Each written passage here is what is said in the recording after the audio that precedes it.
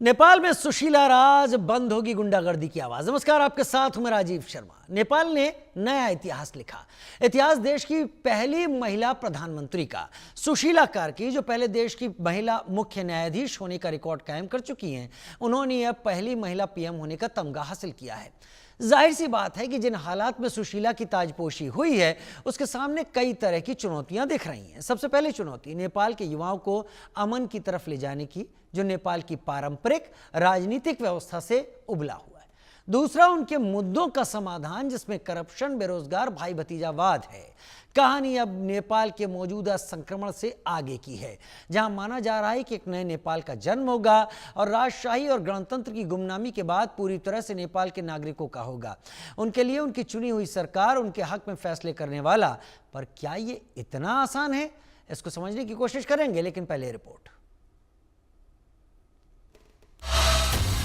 पहले बनी देश की पहली महिला मुख्य न्यायाधीश, फिर मिला देश की पहली महिला का ताज। नेपाल में टूटा सियासत का पुराना रिकॉर्ड। सुशीला कार्की के सिर सजा अंतरिम सरकार का ताज।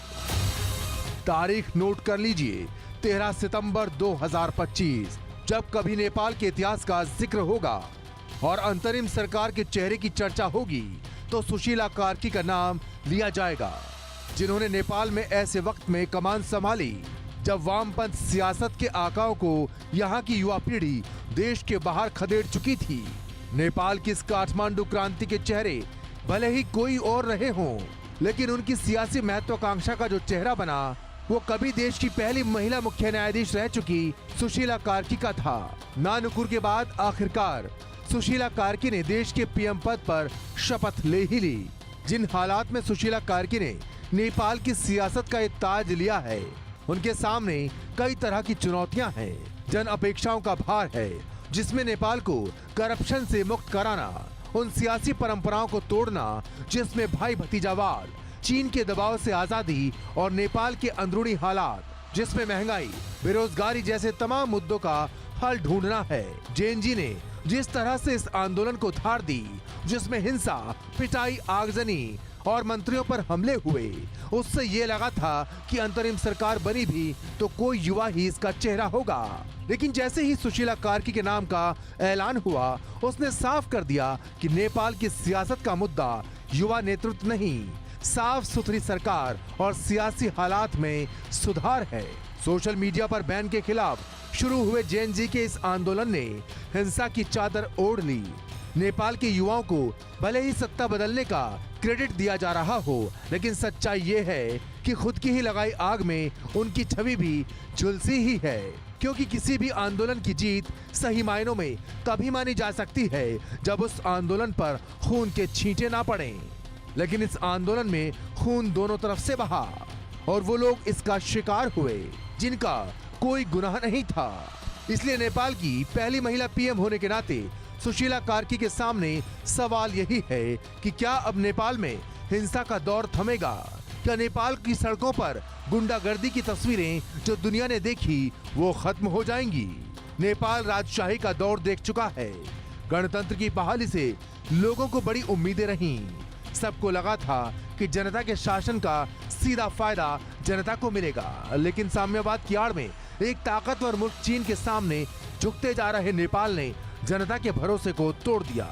ऊपर से देश में राजनीतिक अस्थिरता, बेरोजगारी, महंगाई और भ्रष्टाचार की जकड़ ने बचे खुचे सपने तोड़ दिए। नतीजा, युवाओं में असंतोष पनपना शुरू हुआ, जो अभिव्यक्ति की आजादी पर लगी पाबंदी के बाद उफान मारकर बाहर आ गया। विचारधाराओं के बोझ से मुक्ति पाने और एक व्यावहारिक जमीनी शासन मॉडल गढ़ने की क्या नेपाल अपनी राजनीतिक संस्कृति को जवाबदेही और पारदर्शिता से जोड़ पाएगा?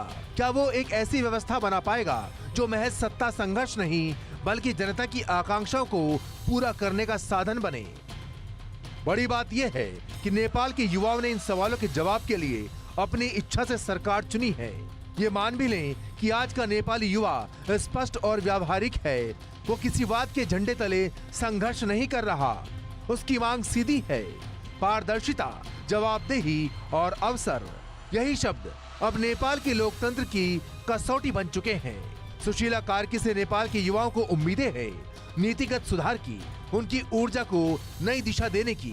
यही वो कसौटी भी है जिस पर नेपाल का युवा उनके शासन को परखेगा। विरोध के बीच नेपाल में पलायन भी मुद्दा रहा है। ऐसे में सुशीला विरोध और पलायन के संतुलन से नया नेपाल कैसे बनाएंगी, इस पर भारत के साथ दुनिया की भी नजरें होंगी। Bureau report, India news.